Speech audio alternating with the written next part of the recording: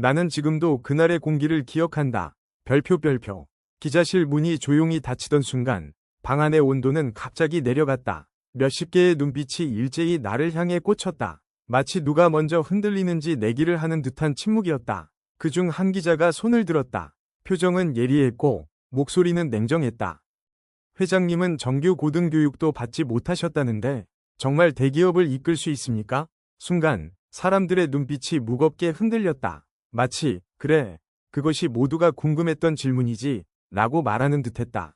나는 잠시 숨을 고르고 먼 기억 속의 한 장면을 떠올렸다. 대구 삼성상회, 별표, 낡은 장부, 그리고 늘 힘들었지만 따뜻하던 어머니의 목소리. 공부는 모자라도 사람의 마음은 알아라. 그게 신용의 시작이다. 그 한 줄이 내 인생을 바꿨다. 내 선택의 기준이 되었고 내 실패를 버티게 해준 문장이었고 삼성이 존재하게 만든 뿌리였다. 그래서 나는 기자들에게 조용히 말했다. 그래서 제가 할 수 있습니다. 저는 사람을 압니다. 그리고 착함이 왜 손해로 끝나는지도 압니다. 순간 기자실 뒤편에서 누군가 작은 숨을 내쉬었다. 하지만 나는 멈추지 않았다. 그날 이후 나는 세 단어를 평생 새겼다. 신용, 품질, 사람. 그 세 단어는 화려한 문장이 아니었다. 몇 번을 넘어지고 몇 번을 무시당하고 몇 번을 버텨야 했던 내 삶의 잔뼈에서 나온 말이었다. 1938년 대구의 작은 가게에서 시작된 실험은 언젠가 산업 지도를 흔들 만큼 커졌지만 그 과정에서 내가 배운 가장 아픈 진실은 단순했다. 세상은 착하기만 한 사람에게는 냉정하다. 성실은 중요하지만 충분하지 않다. 성실은 방향이 없으면 그저 소모일 뿐이다. 신뢰는 성실에서 태어나지 않는다. 선택과 집중, 기준과 데이터, 결단과 책임. 이 네 가지가 모여야 비로소 신뢰가 된다. 나는 그걸 너무 늦게 배웠다. 그래서 후배들에게는 더 빨리 알려주고 싶었다. 나는 강한 온정이라는 말을 자주 썼다. 별표. 오해하는 사람이 많았다. 그것이 단순한 착함, 무조건 봐주는 마음이라고 생각했다. 아니다. 강한 온정은 그런 게 아니다. 그것은 차가운 판단 속에서도 사람을 세워주는 의지, 도와주되 위존하게 만들지 않는 배려, 따뜻하되 흐트러지지 않는 마음이다.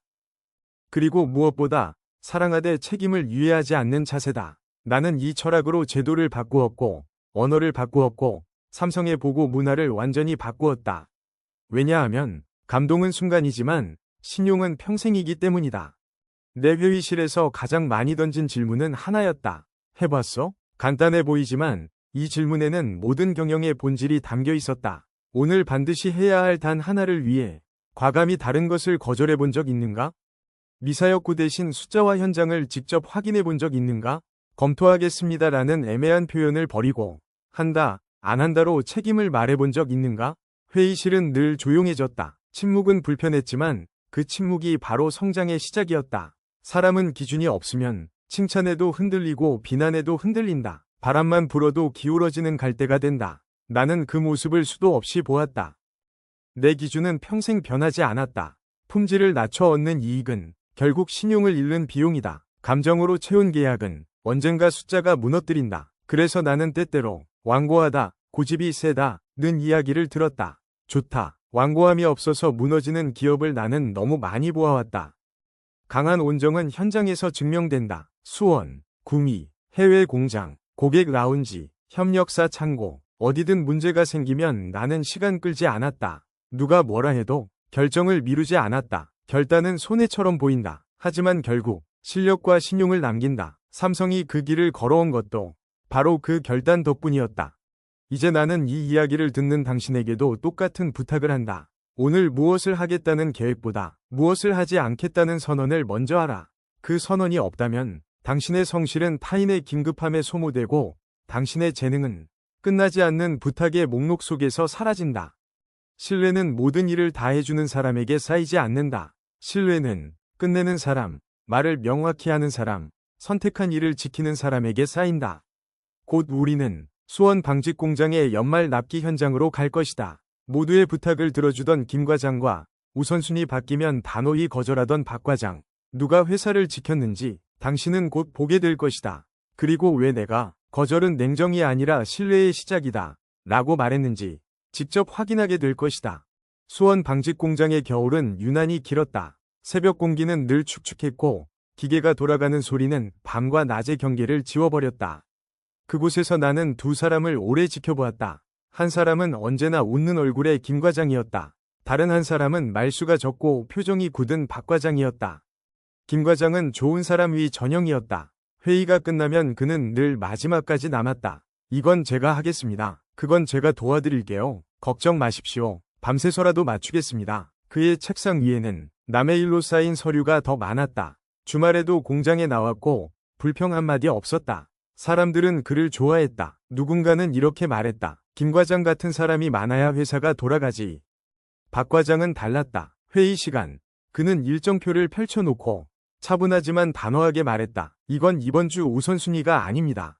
그건 우리 부서 업무가 아닙니다. 이 일에 집중해야 합니다. 다른 건 다음에 하겠습니다. 그의 말투는 차가웠다. 동료들은 그를 두고 융통성이 없다. 사람 냄새가 안 난다. 라고 수군거렸다. 하지만 나는 그의 눈빛에서 흔들림이 없다는 걸 보았다. 나는 두 사람을 비교하기 위해 아무 말도 하지 않았다. 대신 매일 작은 수첩에 메모를 남겼다. 누가 어떤 요청을 받았는지, 무엇을 거절했고 무엇을 받아들였는지, 그 선택의 이유는 무엇이었는지. 그건 평가가 아니라 관찰이었다. 연말이 다가왔다. 전국 공장의 생산 계획과 물류 일정, 납기 스케줄을 모두 취합해야 하는 시기였다. 마감은 12월 1일. 하루라도 늦으면 거래처 신뢰가 흔들리는 중요한 작업이었다. 나는 김 과장을 불러 말했다. 이건 회사의 신용이 걸린 일이네. 반드시 기한을 지켜야 하네. 그는 미소를 지으며 대답했다. 예, 회장님. 반드시 해내겠습니다. 나는 그 대답이 너무 익숙해서 조금 불안했다. 마감 하루 전, 김 과장은 초췌한 얼굴로 내 방을 찾았다. 말없이 서류를 내밀었다. 장부를 보자. 상황은 명확했다. 47개 공장 중 완료된 곳은 23곳, 절반도 채 되지 않았다. 나는 조용히 물었다. 왜 이렇게 됐나? 그는 고개를 숙이며 말했다. 모두 급하다고 해서 우선순위를 정하지 못했습니다. 그의 다이어리는 빽빽했다. 설비 점검 지원, 회의 참석, 품질 보고서 검토, 타 부서 자료 정리. 거의 모든 부탁을 다 들어준 흔적이었다. 나는 그 순간 이미 결과를 알고 있었다. 그의 성실이 회사를 멈추게 했다는 걸. 그해 납기는 지켜지지 않았다. 보고 체계는 무너졌고 거래처에 항의 전화가 쏟아졌다. 다음날 신문에는 작은 제목이 실렸다. 연말 납기 차질. 나는 김 과장에게 말했다. 성실은 방향이 틀리면 재앙이 된다네. 그는 아무 말도 하지 못했다. 그 다음 나는 박 과장을 불렀다. 그는 그 시기 품질 기준 개정안이라는 중대한 과제를 맡고 있었다. 수많은 요청이 들어왔지만 그는 이렇게 말했다. 이건에만 집중하겠습니다. 나머지는 팀에서 처리하도록 하겠습니다. 불만이 많았다. 도와주지 않는다는 말, 냉정하다는 말도 들렸다. 그러나 그는 흔들리지 않았다. 마감 3일 전, 박 과장은 완성된 보고서 4권을 가져왔다. 기존 기준보다 훨씬 정교했고 현장 데이터가 촘촘히 정리되어 있었다. 그 결과 다음 해 불량률은 12%에서 4%로 떨어졌다. 나는 임원회의에서 단호히 말했다. 모든 일을 다 받아주는 사람은 결국 아무 일도 끝내지 못한다. 거절할 줄 모르는 사람은 책임질 줄도 모른다. 회의실은 조용해졌다. 그의 인사평가는 명확했다. 김 과장, 성실하지만 핵심 업무 부적합. 박 과장, 냉정하지만 신뢰 가능. 나는 그 평가표를 보며 한 가지를 결심했다. 좋은 사람을 키우는 조직이 아니라 신뢰받는 사람을 키우는 조직을 만들겠다. 성실은 누구나 가질 수 있다. 하지만 신뢰는 다르다. 신뢰는 선택할 줄 아는 사람, 거절할 줄 아는 사람, 그리고 끝까지 책임지는 사람에게만 주어진다. 김 과장과 박 과장의 이야기는 그 후로도 내 판단의 기준이 되었다. 그 이후 나는 조직에 한 가지 원칙을 세웠다. 좋은 사람이 되기보다 신뢰받는 사람이 되어라. 거절은 냉정이 아니다. 오히려 자기 기준이 있다는 증거다. 기준이 없는 사람은 누구의 부탁이든 다 들어준다. 하지만 기준이 있는 사람은 무엇을 하지 않겠다는 결단을 내린다. 그 결단이 바로 신뢰다. 나는 임원들에게 자주 말했다. 사람은 자기 기준이 없으면 바람 따라 흔들리는 갈대가 된다. 기업도 마찬가지다. 방향 없이 좋은 회사가 되려 하면 결국 아무것도 완수하지 못한다. 1960년대 후반, 나는 회의 자리에서 임원들에게 물었다. 삼성은 앞으로 어디로 가야 한다고 생각하나? 금융, 수출, 전자, 위견은 많았지만 확신은 없었다. 서로의 눈치를 보며 말을 고르는 모습, 나는 천천히 말했다. 나는 너희 눈빛에서 중심을 보지 못했다. 남의 눈을 보고 결정하는 사람에게 미래를 맡길 수는 없다. 그날 이후 나는 모든 임원에게 단 하나를 요구했다. 자기 축을 세워라. 그건 고집이 아니었다. 흔들리지 않는 기준의 뼈대였다. 내 평생의 세 가지 축은 늘 같았다. 품질, 신용, 사람. 이 셋 중 하나라도 무너지면 그 사업은 반드시 무너진다.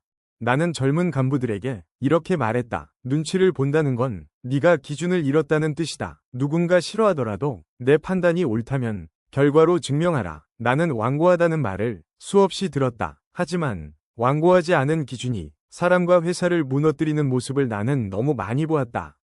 거절은 누군가를 밀어내는 행동이 아니다. 그건 자기 신뢰를 지키는 선언이다. 거절할 줄 아는 사람은 반드시 책임질 줄 아는 사람이 된다. 그래서 나는 지금도 사람들에게 묻는다.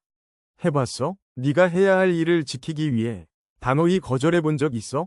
회의실은 늘 조용해졌다. 하지만 그 침묵 속에서 나는 보았다. 그들의 눈빛에 비로소 중심이 생기고 있었다. 거절은 냉정이 아니다. 신뢰의 시작이다. 이 말은 내 인생의 신조가 되었고 삼성을 움직이는 가장 단단한 철학이 되었다. 나는 한때 사람을 믿는 것 이 미덕이라고 생각했다. 의심하지 않는 태도, 먼저 손을 내미는 마음, 말을 그대로 받아들이는 성실함. 그건 젊은 날의 나에게 가장 자랑스러운 성품이었다. 그러나 세상은 그 믿음을 한 번도 고운 방식으로 시험하지 않았다.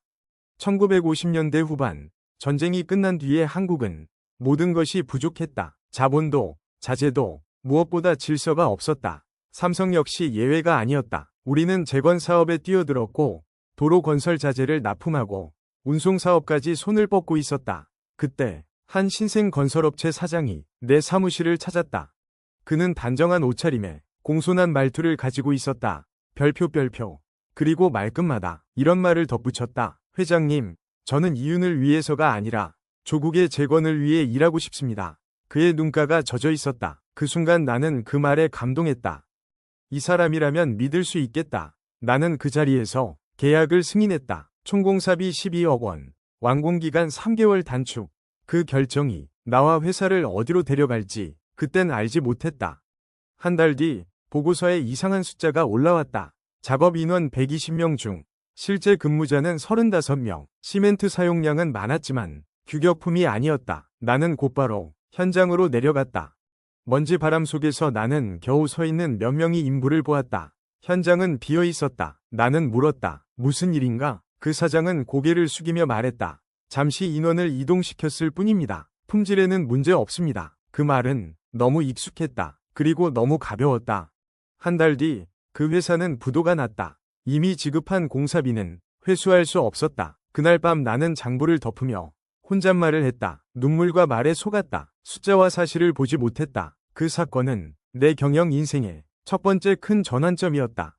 그날 이후 나는 결심했다. 사람을 감정으로 판단하지 말고 숫자로 검증하라. 말은 누구나 할 수 있다. 감동은 누구나 연출할 수 있다. 그러나 숫자는 거짓말을 하지 않는다. 그날 이후 삼성의 모든 거래는 완전히 바뀌었다.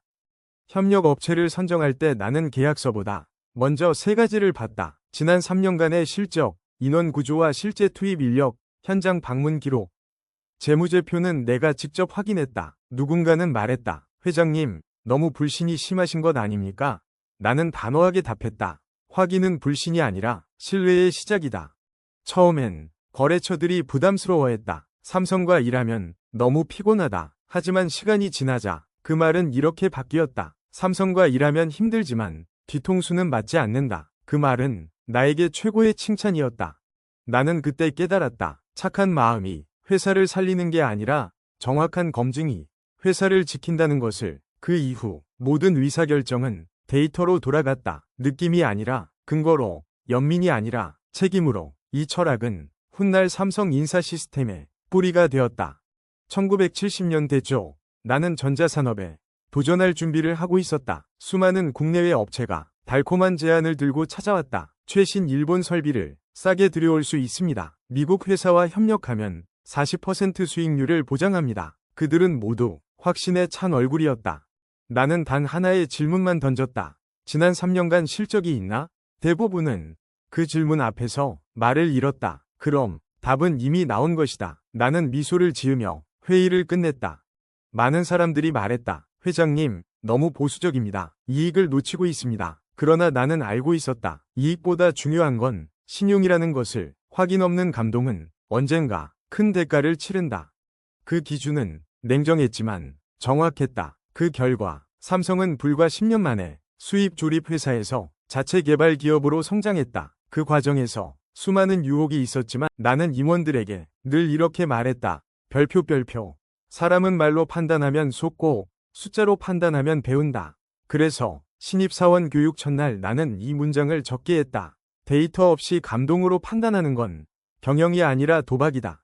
현대 사회는 말이 넘쳐난다. 하지만 말은 증거가 아니다. 아무리 뜨거운 말이라도 그 안에 실적, 시간, 수치, 결과가 없다면 그건 공기와 같다. 나는 냉정해 보였지만 그 냉정이 사람을 지켰다. 감정에 휘둘리지 않는 따뜻한 판단. 그것이 내가 말한 강한 온정의 또 다른 얼굴이었다. 확인하고 검증하고 책임지는 리더만이 사람을 살릴 수 있다. 그래서 나는 지금도 묻는다. 해봤어? 사람을 감정으로 판단하지 않고 오직 숫자와 결과로 평가해 본 적 있는가? 그 질문에 답할 수 있다면 그 사람은 이미 신뢰의 언어를 배운 것이다. 나는 검토하겠습니다라는 말을 가장 위험한 말이라고 생각한다. 그 말은 겸손해 보이지만 책임을 미루는데 가장 완벽한 표현이기 때문이다. 결정을 내리지 않으면서 아무도 상처 입히지 않고 아무도 불편하게 하지 않는다. 그러나 그 대가로 시간이 죽는다. 기업이 무너지는 순간은 실패했을 때가 아니라 결정을 미뤘을 때다. 성공과 실패는 둘 다 경험이 되지만 미루기는 아무것도 남기지 않는다. 나는 수십 년간 그 장면을 수도 없이 봤다. 1960년대 중반 삼성 내부에서 큰 논쟁이 벌어졌다. 전자부품 사업 진출을 두고 임원들의 의견은 두 갈래로 갈렸다. 시기상조입니다. 조금 더 지켜봅시다. 회의실에는 검토라는 단어가 공기처럼 떠돌았다. 나는 조용히 그들을 바라보다가 이렇게 물었다. 지금 검토하자는 건가? 아니면 영원히 미루자는 건가? 회의실이 순식간에 조용해졌다. 그 질문에는 선택지가 두 개밖에 없었다. 한다, 혹은 하지 않는다. 나는 그날 기한을 정했다. 3주 안에 시장 조사, 기술 확보 가능성, 인력 수급 계획을 모두 가져오라고 했다. 그리고 덧붙였다. 3주 뒤에도 결정을 못하겠다면 그 사업은 하지 않는다. 사람들은 놀랐다. 왜 이렇게 급하십니까? 나는 답했다. 시장은 우리를 기다리지 않는다. 기회는 열려있는 문이 아니라 지나가는 기차다. 3주 뒤 보고서는 책상 위에 쌓였다. 완벽하지 않았다. 불확실성도 많았다. 그러나 충분했다. 나는 그 자리에서 말했다. 한다. 그 결정이 삼성전자 산업의 첫 발걸음이 되었다. 완벽한 정보는 존재하지 않는다. 완벽함을 기다리는 조직은 결국 아무것도 하지 못한다. 나는 항상 이 원칙을 지켰다. 70%면 결정한다. 나머지 30%는 실행하면서 채운다. 그러나 결정에는 반드시 책임이 따라야 한다. 그래서 결정한 사람은 늘 드러나야 했다. 회의가 끝날 때 나는 반드시 물었다. 이 결정의 책임자는 누구인가? 책임자가 정해지지 않은 결정은 결정이 아니다. 별표. 그건 소문일 뿐이다. 그래서 삼성에는 회의록보다 중요한 것이 있었다. 결정자 이름. 1972년 식품 공장에서 중대한 문제가 발생했다. 한 공정에서 오염 가능성이 발견된 것이다. 임원들은 서둘러 회의를 열었다. 한 임원이 말했다. 회장님, 확실하지 않으니 조금만 시간을 벌어봅시다.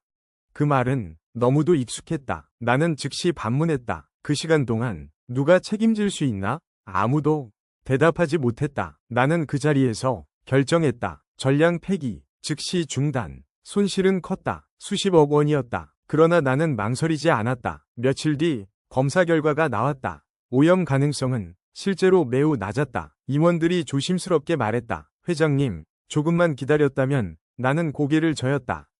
기다렸다가 사고가 나면 그땐 돈으로도 신뢰를 살 수 없다. 그 사건 이후 우리 회사의 제품에는 한 가지 말이 붙기 시작했다. 삼성은 의심되면 버린다. 그 말은 두려움이 아니라 신뢰였다. 소비자는 완벽을 기대하지 않는다. 그러나 정직을 기억한다. 나는 늘 임원들에게 말했다. 결정은 빠를수록 좋다. 다만 책임은 끝까지 져라. 그래서 실패한 결정은 문제가 되지 않았다.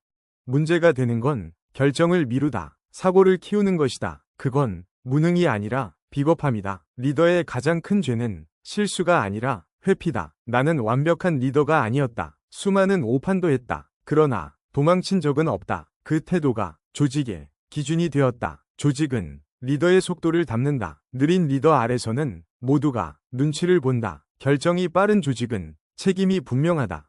그래서 나는 지금도 이 말을 경영의 원칙으로 남긴다. 검토는 짧게, 결정은 명확하게. 그 두 가지만 지켜도 조직은 절대 썩지 않는다.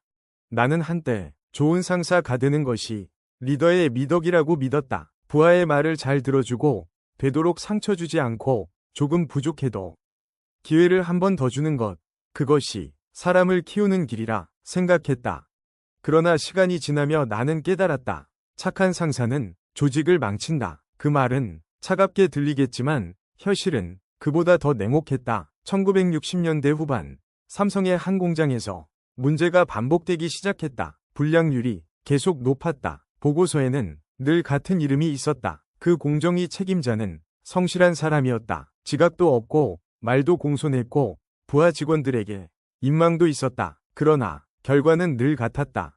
임원회의에서 나는 물었다. 이 문제를 몇 번 지적했는가? 답은 5번. 나는 다시 물었다. 그럼 왜 아직도 그 자리에 있는가? 회의실은 무거운 침묵에 잠겼다. 누군가 조심스럽게 말했다. 회장님, 사람은 좋습니다. 조금만 더 시간을 주시면. 나는 그 말을 끝까지 듣지 않았다. 나는 천천히 말했다. 사람이 좋은 것과 일을 잘하는 것은 다르다. 그리고 덧붙였다. 조직은 착한 마음으로 굴러가지 않는다. 그날 나는 그 책임자를 다른 부서로 이동시켰다. 그리고 공정 전체를 새 인력으로 재편했다. 불량률은 2달 만에 절반으로 줄었다. 그 결과를 보며 나는 가슴이 아팠다. 그 사람은 상처를 받았을 것이다. 그러나 수백 명의 직원과 수천 명의 고객을 지켜야 했다. 나는 그날 이후 이 원칙을 세웠다. 사람을 사랑하려면 역할을 정확히 해야 한다. 능력 없는 자리에 사람을 두는 것은 잔인함이다. 사람을 자르지 못하는 리더는 결국 사람을 더 다치게 한다. 그 한 사람을 지키기 위해 수많은 사람들이 고통받기 때문이다. 그래서 삼성의 인사 기준은 점점 명확해졌다. 기준은 감정이 아니라 성과, 연민이 아니라 책임, 관계가 아니라 역할. 어느 날 한 임원이 눈물을 흘리며 찾아왔다. 회장님, 이 직원만은 제발 살려주십시오. 그 직원은 오랜 근속자였고 사정도 어려웠다. 나는 잠시 아무 말도 하지 않았다. 그리고 조용히 물었다. 그럼 누가 대신 그 책임을 질 수 있나?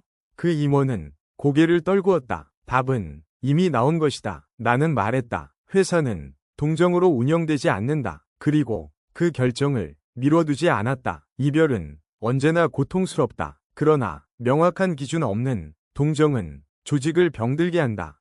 아이러니하게도 기준이 분명해지자 조직은 더 따뜻해졌다. 사람들은 불안해하지 않았다. 왜냐하면 무엇을 하면 남을 수 있는지 알았기 때문이다. 나는 임원들에게 늘 이렇게 말했다. 사람을 자르는 게 목표가 아니다. 사람을 살리는 게 목표다. 그 살림은 감정이 아니라 기준으로 이루어진다. 착한 상사가 되려 하지 마라. 공정한 상사가 되어라. 그 차이가 조직의 운명을 가른다. 사람을 사랑하는 가장 냉정한 방법. 그것이 내가 배운 리더십의 본질이었다. 나는 오랫동안 충성심이 조직의 미덕이라고 믿었다. 오래 다닌 사람, 말없이 버틴 사람, 불평 없이 따르는 사람. 그들이야말로 회사를 지키는 기둥이라 생각했다. 그러나 시간이 지나며 나는 알게 되었다. 충성심은 미덕이 될 수도 있지만 가장 위험한 착각이 되기도 한다는 것을. 1970년대 중반 삼성의 한 부서에서 이상한 현상이 나타났다. 성과는 정체되어 있었지만 사람들은 아무도 문제를 제기하지 않았다. 회의는 조용했고 보고서는 늘 무난했다. 그 부서에는 공통점이 하나 있었다. 근속 15년 이상 서로를 잘 알고 서로에게 너무 익숙한 사람들. 그들은 갈등을 피했고 질문을 삼켰다. 나는 그 부서를 직접 찾아갔다. 그리고 가장 오래된 직원에게 물었다. 왜 새로운 시도를 하지 않는가? 그는 이렇게 말했다. 회장님, 괜히 튀었다가 조직 분위기를 해칠까 봐서요. 그 말이 나를 멈추게 했다. 나는 그 순간 깨달았다. 이건 충성이 아니라 침묵의 담합이라는 것을, 조직을 지키는 게 아니라 서로의 안정을 지키고 있었던 것이다. 충성심이 강한 조직은 때로 변화를 거부한다. 왜냐하면 변화는 관계를 흔들기 때문이다. 나는 임원회의에서 이렇게 말했다. 오래 다닌 사람은 경험이 많은 것이지 항상 옳은 것은 아니다. 시간은 정답을 보장하지 않는다. 그 이후 인사 기준에 하나를 추가했다. 근속 연수가 아니라 최근 3년의 기여도, 과거의 공로는 존중하되 미래의 책임은 현재로 판단했다.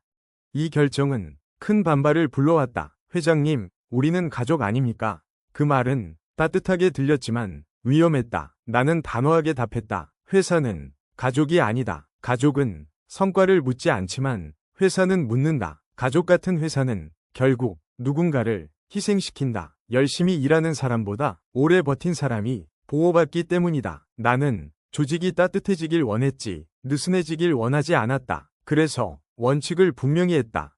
사람들은 그때부터 불편해졌지만 명확해졌다. 무엇을 해야 인정받는지 알게 되었기 때문이다. 아이러니하게도 그 이후 젊은 인재들이 움직이기 시작했다. 질문이 늘었고 회의가 살아났다. 조직은 충성심으로 움직이지 않는다. 기여도와 책임으로 움직인다. 그 사실을 늦게 배웠지만 확실히 배웠다.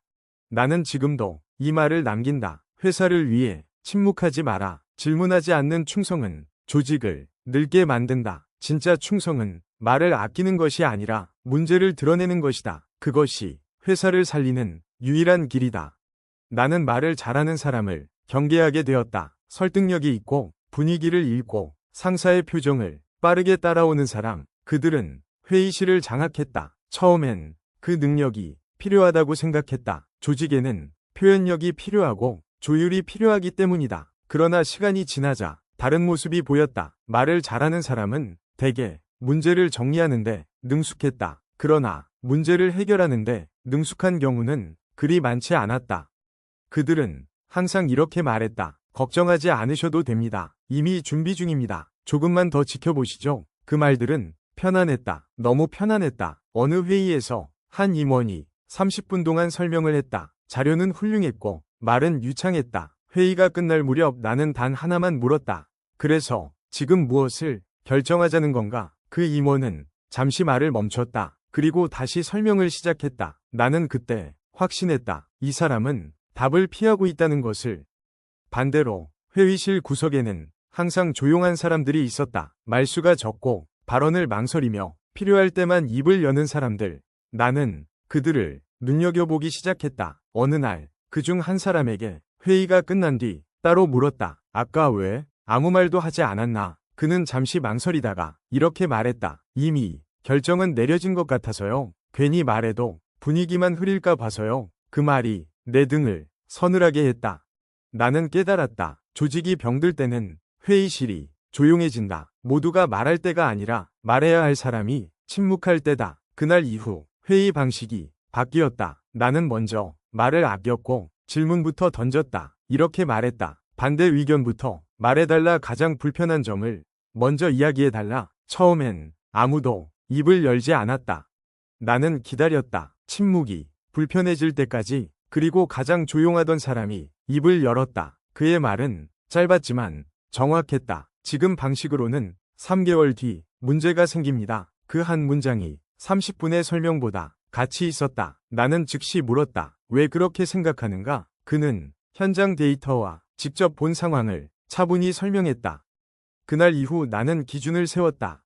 회의에서 가장 늦게 말하는 사람의 의견을 가장 중요하게 듣는다. 말을 잘하는 사람은 조직을 편안하게 만든다. 그러나 조직을 살리는 것은 불편한 말이다. 리더는 칭찬보다 경고를 더 많이 들어야 한다. 그래야 사고를 피할 수 있다. 나는 임원들에게 이렇게 말했다. 보고는 짧게 하라. 문제는 숨기지 마라. 말이 길어질수록 진실은 멀어진다. 조직에서 가장 위험한 사람은 말을 잘하는 사람이 아니라 듣지 않는 사람이다. 그리고 가장 강한 조직은 조용한 목소리를 지켜내는 조직이다. 진짜 리더십은 무대 위의 연설이 아니라 회의실의 침묵 속에서 드러난다. 그 침묵을 깨울 수 있을 때 조직은 다시 살아난다. 나는 실패보다 성공을 더 경계했다. 실패는 사람을 깨어있게 만들지만 성공은 사람을 잠들게 한다. 조직이 무너지는 순간은 대개 위기 때가 아니다. 모든 것이 잘 돌아간다고 믿는 순간이다. 1970년대 후반 삼성은 빠르게 성장하고 있었다. 매출은 늘었고 조직은 커졌으며 외부 평가는 호의적이었다. 회의실에는 이런 말이 자주 들렸다. 이 정도면 충분합니다. 이제 안정 단계입니다. 굳이 바꿀 필요가 있을까요? 그 말들이 나를 불안하게 했다. 나는 늘 이 질문을 던졌다. 지금 우리가 잘하고 있는 이유는 무엇인가? 그리고 그 이유가 사라지면 무엇이 남는가? 대부분의 성공은 능력이 아니라 환경 덕분이다. 시장이 열려 있었고 경쟁이 약했으며 운이 따랐을 뿐이다. 그러나 사람들은 그 성공을 자기 실력으로 착각한다. 그 순간 조직은 늙기 시작한다. 어느 날 한 부서의 보고서를 보며 나는 멈췄다. 3년 연속 같은 방식, 같은 결과, 같은 결론. 나는 물었다. 왜 이 방식을 계속 유지하는가? 답은 간단했다. 지금까지 문제가 없었기 때문입니다. 그 대답은 가장 위험했다. 문제가 없다는 말은 아직 드러나지 않았다는 뜻일 뿐이다. 나는 즉시 그 부서에 과제를 줬다. 현재 방식을 전제로 하지 말고 완전히 다른 방법을 하나 제안하라. 사람들은 불편해했다. 왜 굳이 잘 되는 걸 흔드느냐고 했다. 나는 답했다. 잘 될 때 흔들어 보지 않으면 무너질 때 아무것도 남지 않는다. 그 과정에서 저항이 생겼다. 일부는 변화를 모욕으로 받아들였다. 나는 그들에게 이렇게 말했다. 변화는 불신이 아니라 생존이다. 성공한 조직에는 공통된 신호가 있다. 회의에서 질문이 줄고 보고가 늘어난다. 현장보다 회의실이 바빠지고 결정은 점점 늦어진다. 모두가 리스크를 피하려 한다. 나는 그 신호를 놓치지 않으려 했다. 그래서 일부러 불편한 질문을 던졌다. 만약 지금 이 사업이 내일 사라진다면 우리는 무엇으로 버틸 수 있는가? 그 질문 앞에서 많은 임원들이 말을 잃었다. 그 침묵이 내가 원하던 답이었다. 나는 말했다. 성공은 유지하는 것이 아니라 위심하는 것이다. 위심을 멈추는 순간 성공은 독이 된다. 그래서 삼성에는 이상한 규칙이 생겼다. 가장 잘 되는 부서가 가장 먼저 점검 대상이 된다. 사람들은 처음엔 이해하지 못했다. 그러나 시간이 지나자 그 이유를 알게 되었다. 문제가 터진 뒤의 점검은 항상 늦다. 잘 될 때의 점검만이 조직을 살린다. 나는 지금도 이 말을 남긴다. 위기는 밖에서 오지만 붕괴는 안에서 시작된다. 성공을 당연하게 여기는 순간 조직은 이미 절반쯤 무너진 것이다. 돈은 목적이 아니라 시험지다. 그 돈을 어떻게 벌고 어떻게 쓰는지가 그 조직의 수준을 드러낸다. 나는 평생 돈을 경멸하지도 숭배하지도 않았다. 다만 경계했다. 돈이 많아질수록 사람은 쉽게 변한다. 기준을 조금 낮추고 원칙을 조금 미룬다. 그 작은 타협이 조직을 늙게 만든다. 한 번은 이익이 2배가 되는 계약이 올라왔다. 조건은 단 하나였다. 품질 기준을 이번 한 번만 조정해달라는 것이었다. 회의실 분위기는 조심스러웠다. 모두가 속으로는 찬성하고 있었지만 아무도 먼저 말하지 않았다. 나는 물었다. 이 계약으로 우리가 얻는 건 돈인가? 아니면 습관인가? 습관은 돈보다 오래 남는다. 한 번 기준을 낮추면 다음은 더 쉽다. 나는 그 계약을 거절했다. 당장 재무팀에서 반발이 나왔다. 회장님, 이건 너무 큰 기회입니다. 나는 답했다. 기회는 다시 오지만 신용은 한 번 깨지면 돌아오지 않는다. 그 선택은 손해처럼 보였다. 그러나 1년 뒤 우리는 그보다 더 큰 계약을 얻었다. 거래처의 말은 간단했다. 삼성은 돈보다 기준을 먼저 본다. 그 한 문장이 광고보다 강했다. 나는 돈을 조직의 보상수단으로만 보지 않았다. 돈은 신호였다. 무엇을 보상하느냐에 따라 사람은 그 방향으로 움직인다. 그래서 나는 성과급 기준을 바꾸었다. 결과만이 아니라 과정도 보게 했다. 숫자는 거짓말을 하지 않지만 숫자만 보면 사람이 사라진다. 이익은 중요하지만 품격 없는 이익은 독이다. 나는 임원들에게 늘 말했다. 돈을 벌되 스스로를 팔지 마라. 그 말은 이상처럼 들렸을지 모른다. 그러나 현실에서 그 기준을 잃은 기업들이 어떻게 되는지 나는 수없이 봤다. 단기 이익에 중독된 조직은 결정을 미루지 않는다. 대신 기준을 포기한다. 그 선택은 빠르지만 되돌릴 수 없다. 돈은 속도를 올려주지만 방향을 정해주지는 않는다. 방향은 기준이 정한다. 나는 삼성이 부자가 되기보다 존경받는 기업이 되길 원했다. 존경은 돈으로 살 수 없고 기준으로만 쌓인다. 그래서 나는 마지막까지 이 말을 지켰다. 이익보다 신용을 먼저 보라. 돈은 결과일 뿐이다. 사람과 기준이 남으면 돈은 뒤따라온다. 이 이야기를 듣는 당신에게 묻고 싶다. 지금 당신이 선택하려는 이익은 10년 뒤에도 당신의 이름을 지켜줄 것인가? 그 질문에 고개를 끄덕일 수 있다면 그 선택은 옳다. 고개를 돌리게 된다면 아직 선택하지 말아라.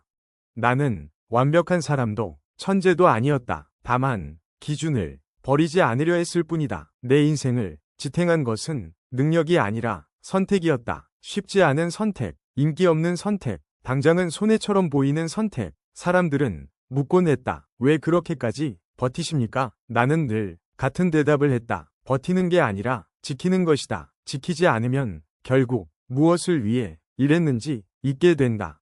나는 수없이 거절했고 수없이 미움도 받았다. 그러나 한 번도 후회하지 않았다. 왜냐하면 타인의 기대를 만족시키느라 내 기준을 잃는 순간 나는 나 자신을 배신하는 것이기 때문이다. 나는 착한 사람이 되려 하지 않았다. 신뢰받는 사람이 되려 했다. 착함은 감정이지만 신뢰는 구조다. 구조는 하루아침에 만들어지지 않는다. 선택, 결단, 책임이 쌓여 만들어진다. 내가 평생 붙잡은 세 가지는 끝내 변하지 않았다. 품질, 신용, 사람. 이 셋은 각각의 가치가 아니라 하나의 약속이었다. 세상과의 약속, 고객과의 약속, 그리고 나 자신과의 약속. 위기는 언제든 온다. 그러나 기준이 있는 사람은 무너지지 않는다. 나는 젊은 사람들에게 지금도 같은 질문을 던진다. 해봤어. 남의 눈치보다 내 기준을 지켜본 적. 해봤어. 손해를 감수하면서도 품질을 낮추지 않아 본 적. 해봤어. 도와주되 위존하게 만들지 않고 스스로 서게 해본 적.